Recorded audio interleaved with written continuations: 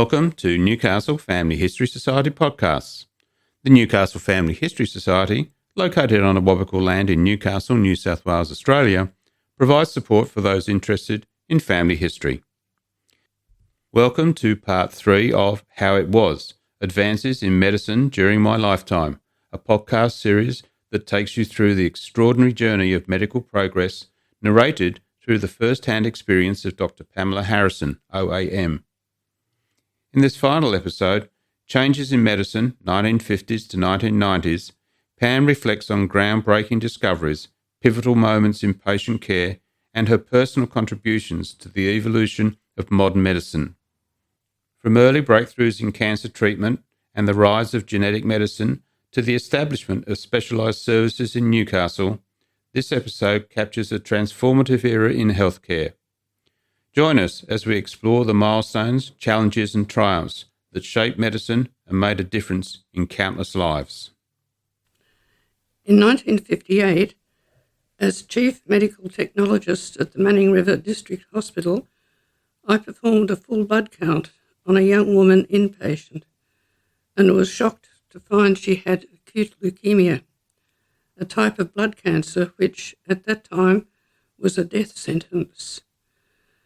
There was no treatment apart from blood transfusions, which temporarily relieved the symptoms of anemia but did not prolong life. At that time, there was no pathologist attached to the hospital, so I contacted one in Newcastle and sent him the blood slide and explained the situation to the patient's doctor. The pathologist confirmed my findings, and I wondered how the GP would be able to tell the patient her diagnosis. Little did I know that I would be giving similar bad news to my own patients in the years ahead, though by then more often tempered with hope than was possible for that young lady. I remember the excitement on the day in 1960 when I was working at Guy's Hospital, London, and one of the pathology registrars rushed in to tell me that the Philadelphia chromosome had been discovered. This was an abnormal chromosome found to be unique to chronic myeloid leukemia, the first time a genetic abnormality had been found which was associated with a specific human cancer. It was a milestone in medicine, and it became an important test to confirm the diagnosis of the disease. Nearly 40 years later, the abnormality became the target for therapy, which can induce a remission, the term used when tests show no evidence of the disease. On returning to Australia, I studied medicine at Sydney University, graduating in 1969. During my time as a junior and senior resident medical officer at Sydney Hospital in 1969 and 70, I worked in the clinical and research haematology unit, directed by Dr. Frederick Gunts. Things had changed from when I made that diagnosis of acute leukemia in 1958. Dr. Gunts was treating patients with acute leukemia. It was early days with only one chemotherapy drug available which could be given through a vein, that is, intravenously. He combined this with another anti-cancer drug given in tablet form. Treatment was now possible because, thanks to the plastic bags now used in blood collection, patients could be transfused with blood platelets, which help the blood to clot when the treatment temporarily destroys their production. Previously, patients could bleed to death as a result of treatment. Infection was still a major cause of death, but now there were more antibiotics available. Techniques were also being developed to extract white cells from blood donors and transfuse them into patients to help fight infection. Patients were treated in a special isolation unit and barrier nursed to reduce the risk of infection. With rare exceptions, acute leukemia was still not curable, and not all survived the treatment. But remissions were possible, even though difficult to obtain. So there was hope, and more effective drugs were being developed.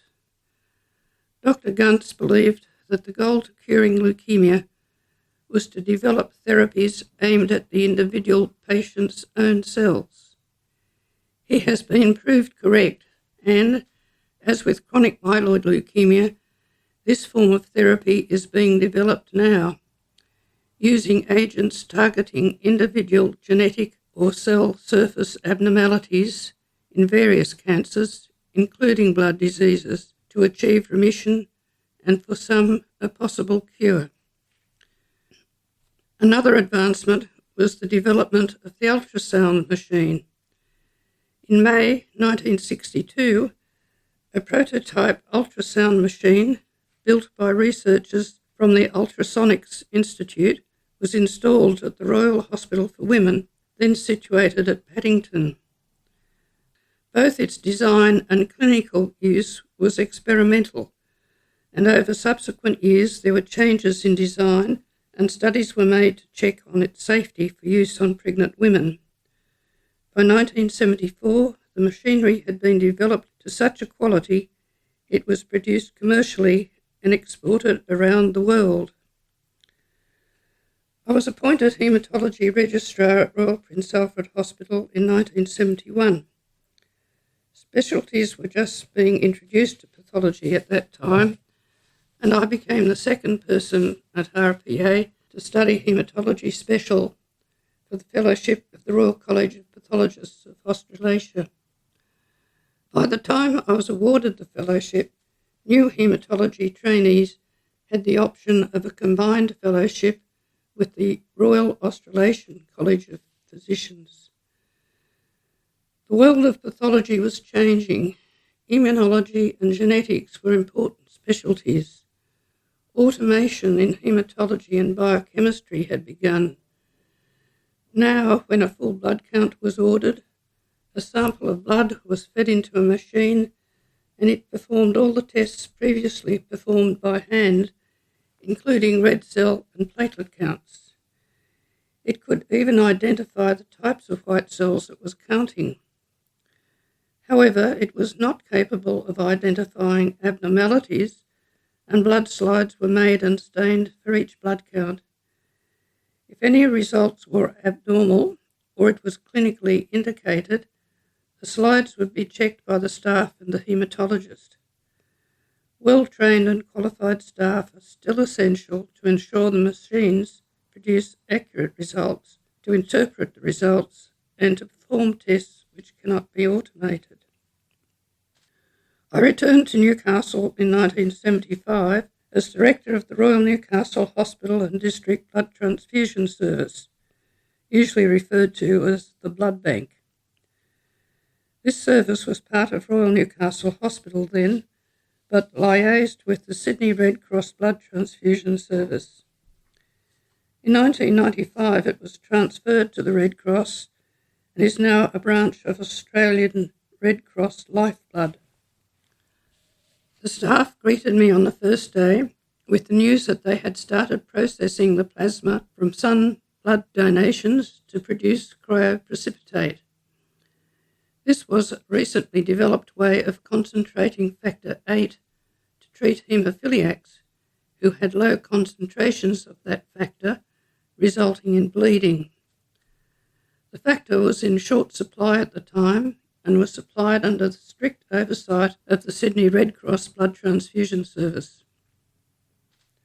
At that time, there was no continuity of care for haemophiliacs in the Hunter district, and they tended to be treated at a hospital casualty department where, if they were lucky, the staff contacted the pathologist for advice.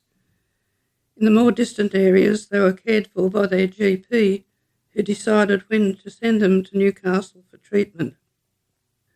Some had come regularly to the pathologist at the blood bank for help, so the staff had made friends with them. One of the young men had a hernia which was thought to need surgery. In the absence of a pathologist at the time, the staff had instituted a plan to produce cryoprecipitate to generate stocks to cover him for surgery, which they hoped I would organise in the next few weeks. RPA had pioneered a haemophilia treatment centre, so I was experienced in this branch of haematology and had to disappoint the staff by telling them that they had far too little to consider performing surgery at that time. I set about introducing a haemophilia treatment service for Newcastle and the Hunter Valley. I spent time educating the staff in the casualty department to always contact me if a haemophiliac presented there. Too often in the past, haemophiliacs presenting with an early bleed into a joint had been turned away untreated, only to return not long after with a major bleed, sometimes requiring admission, which early treatment could have prevented. I wrote a list of guidelines for the Casualty Notice Board and was available 24/7 if needed. A nurse had been appointed to the Haemophilia Treatment Centre at RPA to assess the patients during working hours in consultation with the haematologist, and she would prepare the cryoprecipitate or clotting factor and insert a needle into the patient's vein to infuse it. At that time there were no specialised courses for nurses as there are now, so when I asked the matron at Newcastle Hospital for permission for me to train the blood bank nursing staff to help me care for the haemophiliacs, she was surprised and reluctant to agree. I suggested she ring RPA and speak to the matron and nurses there. Soon after she rang me with her permission. The nurses were delighted. I would assess the patient, prescribe the treatment, and the nurses did the rest. This expedited the delivery of treatment, and the staff could see the benefits of their work in producing cryoprecipitate. The word spread, and in time most of the people with bleeding disorders from as far away as Branxton and Gloucester gravitated to the blood bank. As a result of centralisation of their treatment, affected families made contact with each other and they formed a Newcastle branch of the Haemophilia Society of New South Wales. They raised funds for more equipment for cryoprecipitate production. By the time I left the blood bank in April 1979, blood donations had increased from 11,000 per annum to 18,000 per annum, and Newcastle was virtually self-sufficient in cryoprecipitate, producing 9,000 bags per annum. This also reflected the motivation and concern of the blood bank staff in their efforts to supply blood and blood products to all those in need. When I was appointed full-time haematologist at the Newcastle Mater Misericordiae Hospital in 1979, most of the haemophiliacs followed me, though there I did not have the help of the nurses.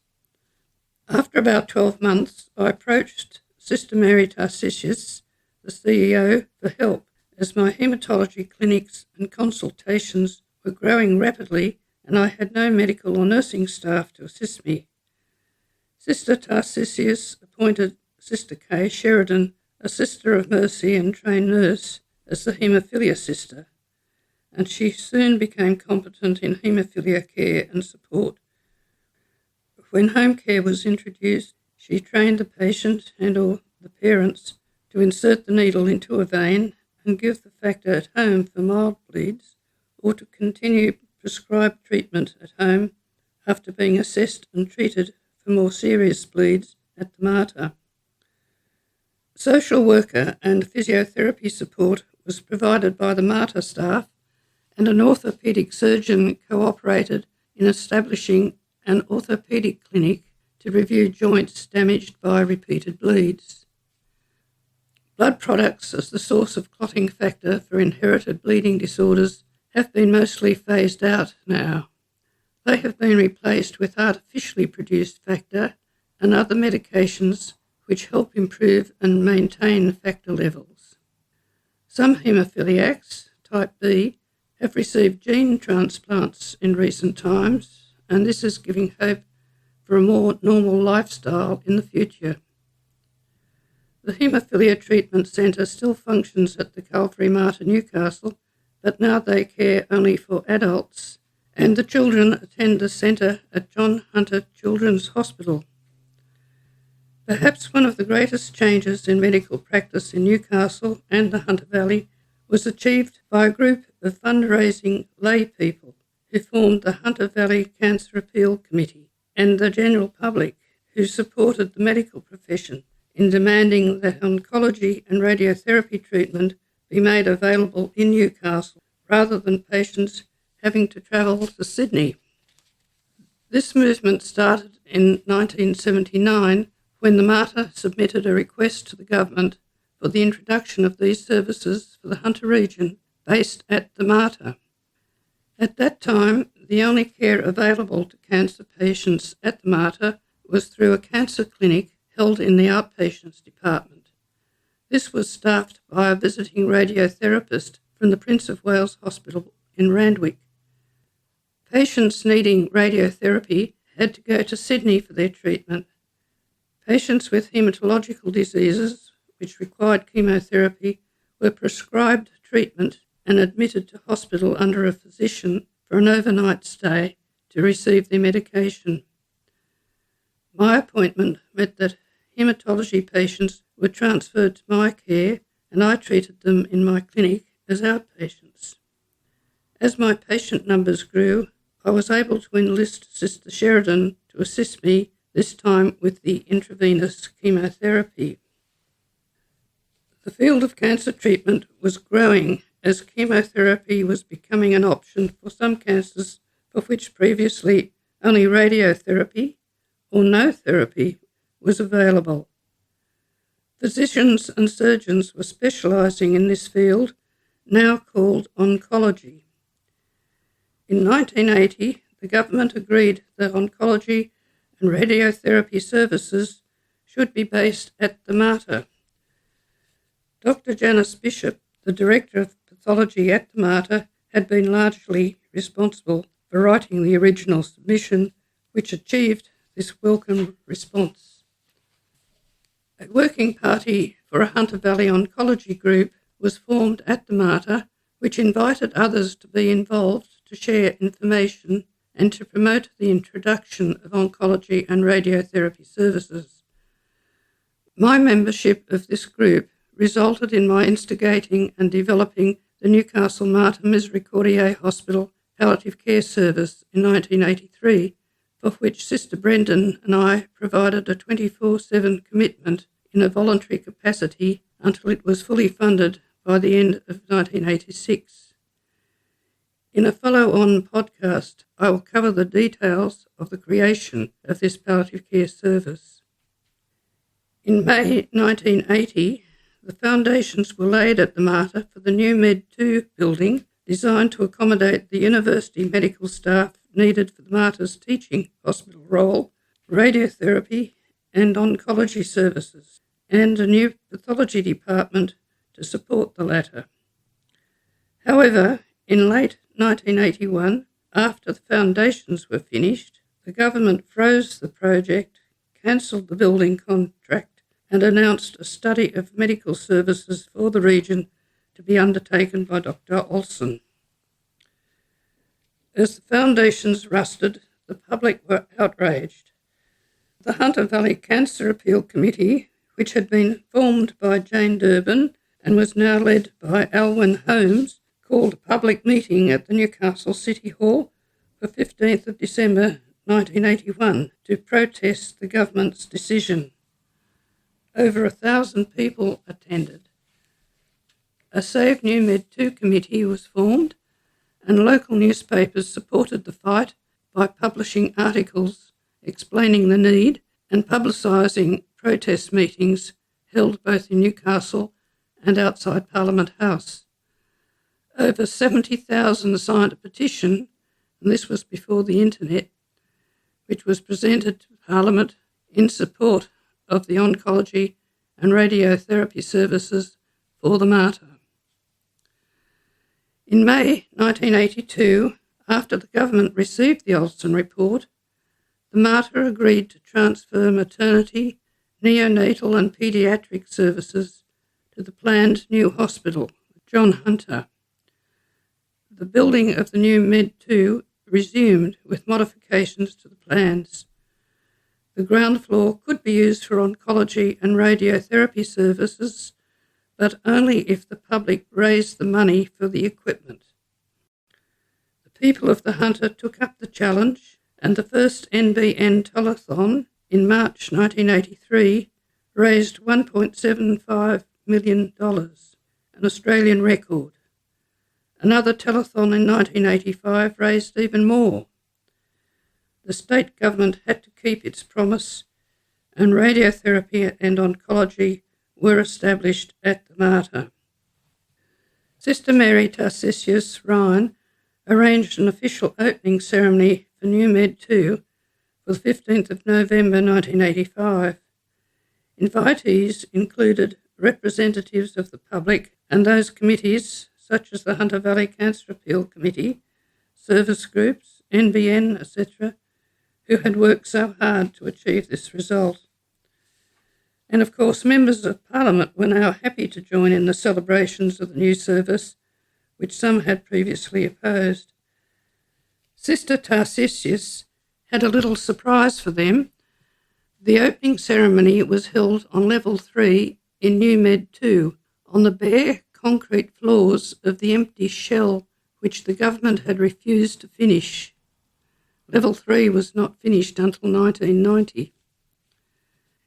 In 1986, my additional workload of developing the palliative care service at the Mater meant I was finding it difficult to devote the time needed for the 45 registered haemophilia patients, so Dr. Jean McPherson, a haematologist attached to the University of Newcastle and the Mater, took over their care. I was surprised and gratified to be presented with a bronze medallion by the Newcastle branch of the Haemophilia Society of New South Wales, inscribed, "Thank you, Dr. Harrison, from Newcastle branch, 30th of the 6th, 86. By the end of 1986, the palliative care service was fully funded, and my unfunded 24/7 involvement was no longer needed. However, the haematology workload had continued to grow, and in 1987 a second haematologist, Dr. Sandra Deveridge, was appointed to the Mater. In 1991, the Royal Newcastle Hospital Haematology Department was transferred to the Mater and amalgamated with our department. This expanded the clinical role as they brought their expertise and resources to treat acute leukemia and perform bone marrow transplants, etc., as well as conduct research. When I retired in 1996, I said farewell to two branches of medicine I love dearly, haematology and palliative care. But I am grateful that I worked at a time when I had the opportunity of making a difference. I was fortunate to have people like Sister Tarcisius who listened to me and assisted me in making changes to improve patient care, and to have the support of those who worked with me. While this time of rapid advances and artificial intelligence brings many benefits, I hope the art of taking the time to sit, listen, and communicate with patients will always continue as an essential tool in both diagnosis and patient care. We hope you've enjoyed Dr. Pam Harrison's remarkable journey through 4 decades of medical evolution, showcasing how innovation, perseverance, and community efforts have reshaped healthcare. There is one more story to be told, and in the next podcast, Pam will describe her involvement in creating and developing palliative care services in Newcastle and the Hunter. Be sure to join us again on Newcastle Family History Society podcasts.